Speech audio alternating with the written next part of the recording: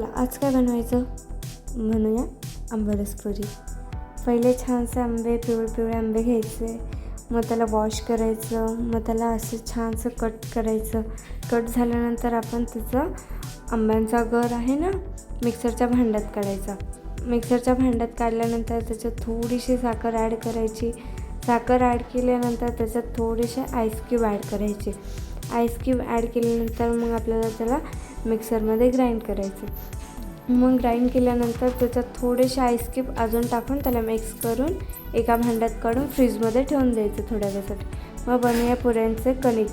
मग त्याच्यासाठी पहिलं थोडं मीठ टाकायचं, गव्हाचे पीठ टाकायचे आणि त्याचं पाण्यात टाकून मळून घ्यायचं. मग तेल लावून 5 मिनटं त्याला साईडला ठेवायचं. झाल्यानंतर मग आपण छानशी अशी जाडसर पोळी लाटून घेऊया चपाती.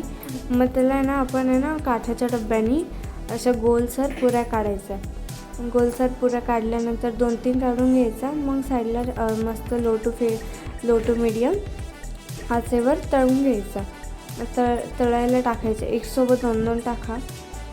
मग त्याला अशा मस्त सोनेरी रंग येऊपर्यंत त्याला मग आपल्याला प्लेटमध्ये काढायचे.